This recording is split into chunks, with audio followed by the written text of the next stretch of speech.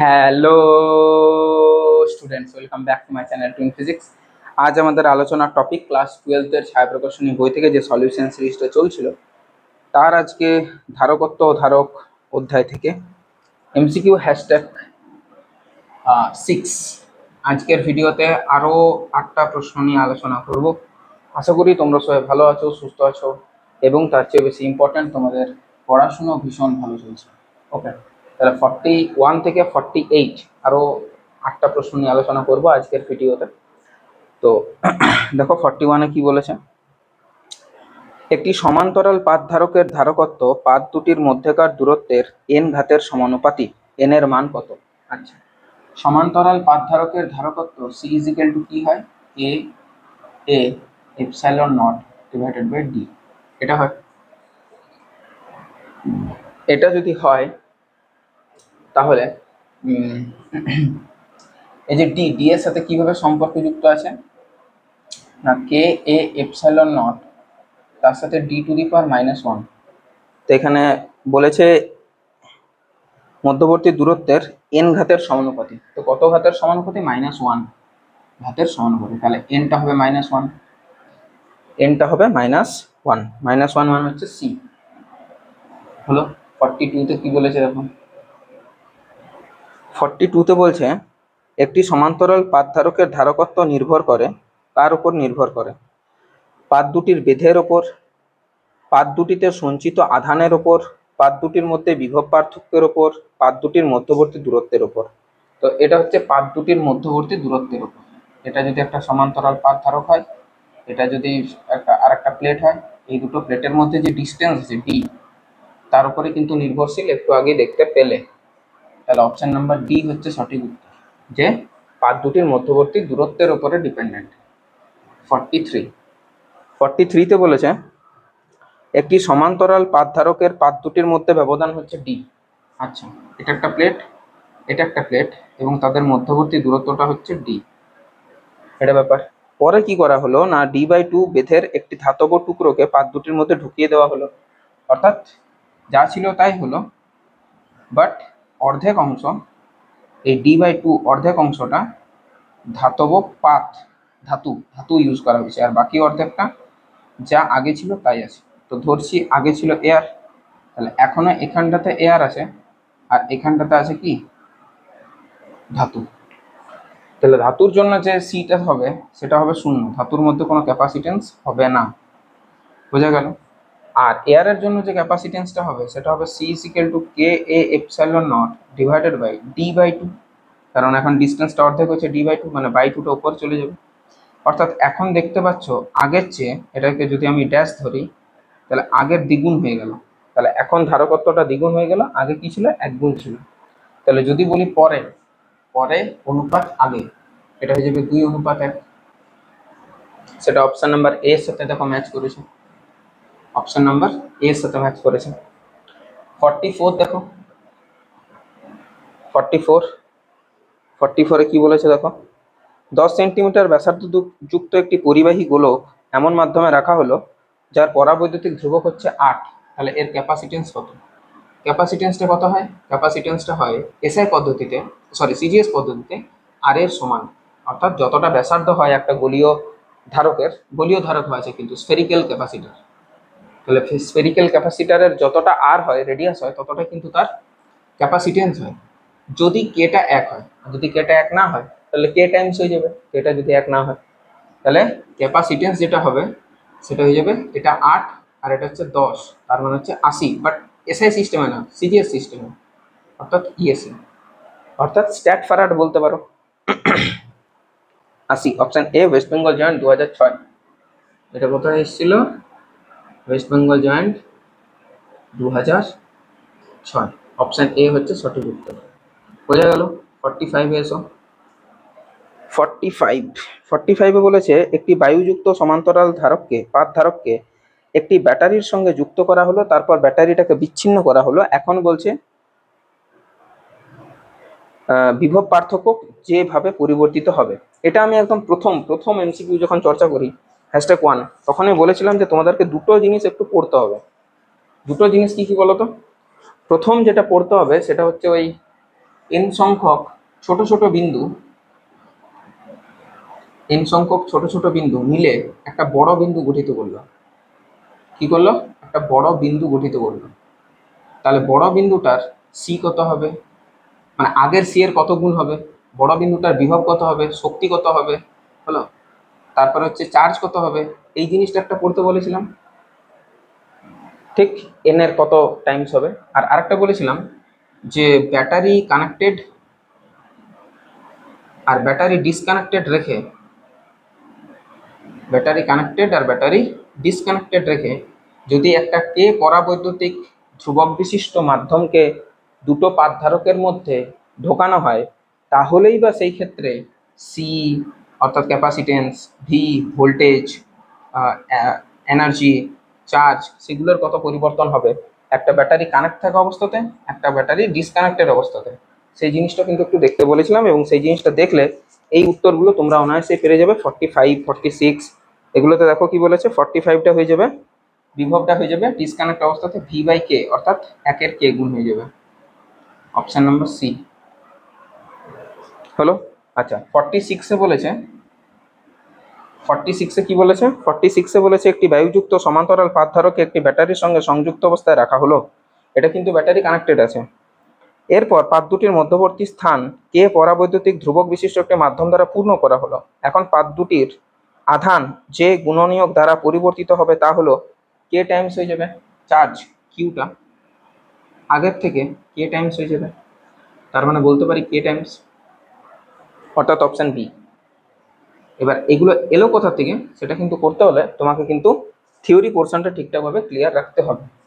ওইটা যদি ঠিকঠাকভাবে ক্লিয়ার না রাখো তাহলে কিন্তু করতে পারবে না। এটা আমি প্রথমেই বলেছিলাম, প্রথম এমসিকিউ যখন করায়।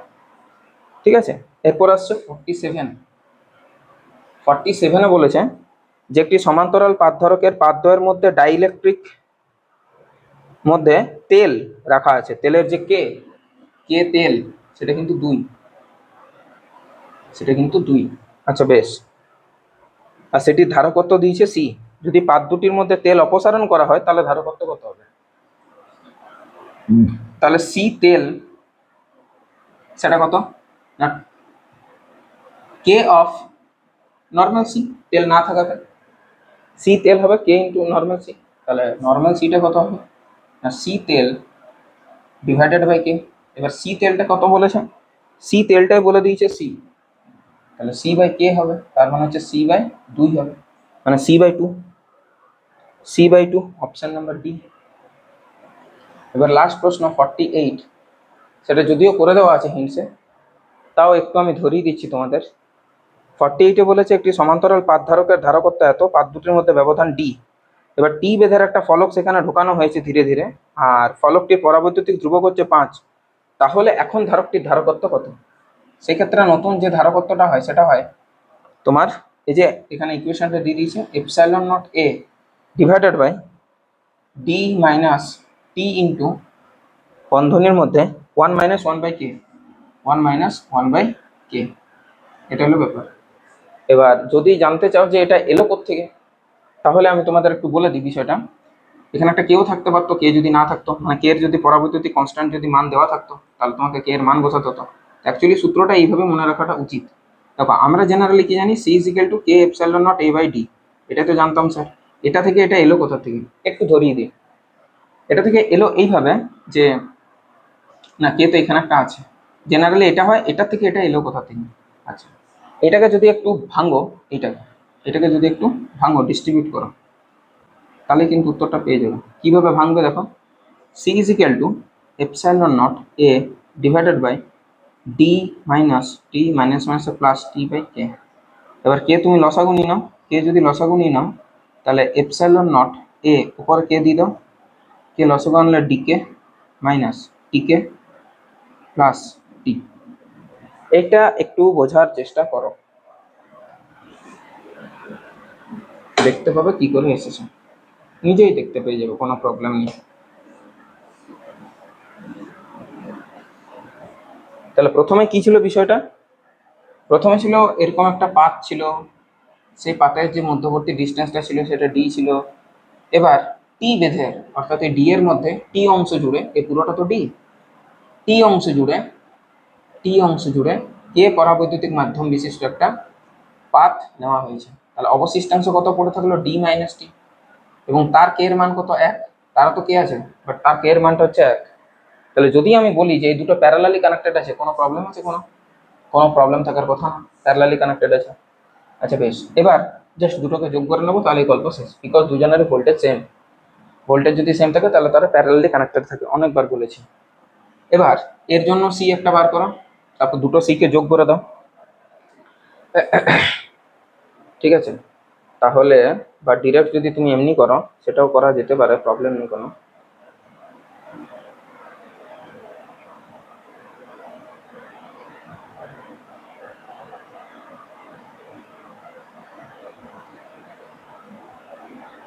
ডি মাইনাস টি, হ্যাঁ এই তো এখান থেকে করা যেতে পারে। তাহলে সিটা কত হবে না, এপসাইলন নট এ, মানে কে এপসাইলন নট এ, এটা তো ছিলই। ঠিক আছে, এবার টিটা আছে কে অংশ জুড়ে, তাহলে টি কে যুক্ত তোমার ডি মাইনাস টি অংশটাতে আছে এক, ডি মাইনাস টি অংশটাতে কত আছে না, টি অংশটাতে তো এখানে এরা এক বলছে।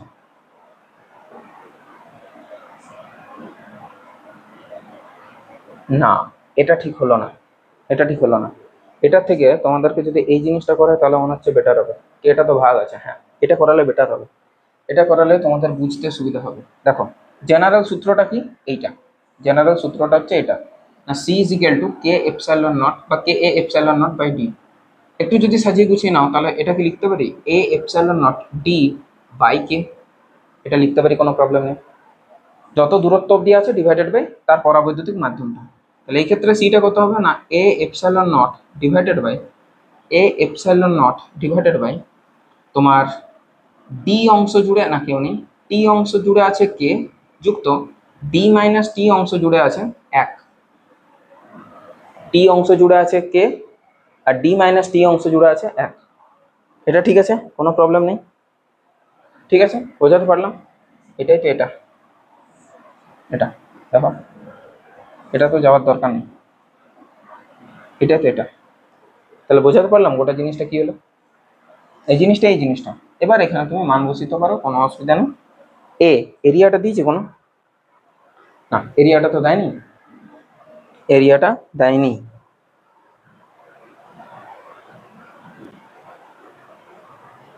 বাট এখানে যখন কেউ ছিল না, কে পরাবৈদ্যুতিক মাধ্যম বিশিষ্টটা ছিল না, অর্থাৎ সি ইনিশিয়াল আগেটা কত, K A epsilon naught by D, তার মানটা দিয়ে দিয়েছে 100 মাইক্রোফ্যারাড, এটা দিয়ে দিয়েছে 100 মাইক্রোফ্যারাড দিয়ে দিয়েছে। ইয়েস, তাহলে এখন কে পরাবৈদ্যুতিক মাধ্যমটা ঢোকানো হলে কি হবে, সি এর পরিমাণটা বাড়বে। তাহলে 100 মাইক্রোফ্যারাডের থেকে বেশি কি আছে, 100 মাইক্রোফ্যারাডের থেকে 200 আছে আর 500 আছে। ঠিক আছে, বোঝাতে পারলাম?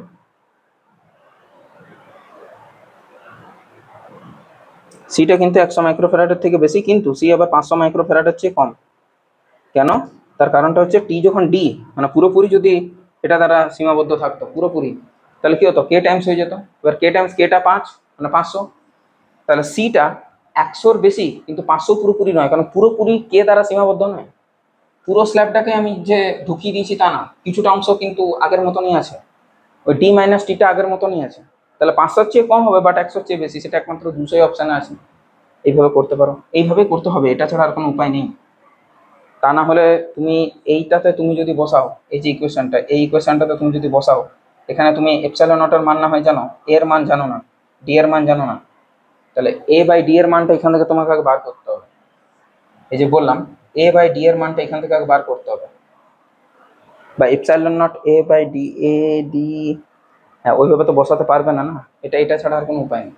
যদি পুরোপুরি আবদ্ধ থাকতো, অঙ্কটা ভালো কিন্তু দেখে মনে হচ্ছে সোজা, কিন্তু একটু তোমাকে জটিল আছে। জটিলটা কীরকম, যদি পুরোপুরি থাকতো অর্থাৎ ডি ইজিক্যাল টু টি হতো, অর্থাৎ পুরোটাই যদি কে পরাবৈদ্যুতিক মাধ্যম বিশিষ্ট যুক্ত হতো, তাহলে কি হতো, তাহলে সি ড্যাশটা হয়ে যেত কে টাইমস অফ সি, আগের কে টাইমস হয়ে যেত, অর্থাৎ 5C হয়ে যেত, অর্থাৎ 5 গুণিত 100 মাইক্রোফ্যারাড, তার মানে 500 মাইক্রোফ্যারাড হয়ে যেত। বাট পুরোপুরিটাই কি টি বেদ বিশিষ্ট পরাবৈদ্যুতিক মাধ্যম দ্বারা পরিপূর্ণ আছে না নেই? না, দেখতে পাওয়া যাচ্ছে টিটা ডি এর চেয়ে ছোট। তাহলে তাহলে যখন কেউ জয়েন্ট ছিল না, মানে টিটা যখন শূন্য ছিল, তখন তো সিটা ছিল 100 মাইক্রোফ্যারাড। তো তার চেয়ে তো বাড়বে, যেহেতু একটা টি পরাবৈদ্যুতিক মাধ্যম, টি বেদ বিশিষ্ট পরাবৈদ্যুতিক মাধ্যম একটা অ্যাড করা হয়েছে, 100 চেয়ে তো বেশি হবে। সি এখন সি এখন এটা 100 চেয়ে তো বেশি হবে, 100 মাইক্রোফ্যারাডের চেয়ে। আদারওয়াইজ আমি জয়েনই কেন করলাম? কিন্তু সি এখন সেটা কিন্তু ওই পুরোপুরি যদি এটার মধ্যেই আবদ্ধ থাকতো তাহলে 500 হতো, 500 চেয়ে কিন্তু বাবা কম হবে। এটা একমাত্র অপশন আছে, সেটা হচ্ছে 200 মাইক্রোফ্যারাড। এটা ছাড়া সি পরে আর কোনো হবে না। ক্লিয়ার হলো? 200 মাইক্রোফ্যারাড, 200 মাইক্রোফ্যারাড মানে হচ্ছে তোমার অপশন নাম্বার সি। আর এটা কোনো পরীক্ষায় আসেনি, কিন্তু অঙ্কটা বেশ ভালো। অঙ্কটা আবারও বলবো ভীষণ ইম্পর্টেন্ট, আসতেই পারে কোনো পরীক্ষাতে কিংবা তোমাদের থার্ড সেমিস্টারে।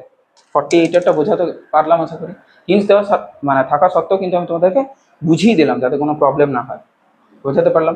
এর পরের ভিডিওতে আরও 8টা প্রশ্ন নিয়ে আলোচনা করব, অর্থাৎ 49 থেকে 56 পরবর্তী 8টা প্রশ্ন নিয়ে আলোচনা করবো। MCQ #7। টিল দেন পড়াশোনা করতে থাকো, ভালো থাকো, সুস্থ থাকো, টেক কেয়ার।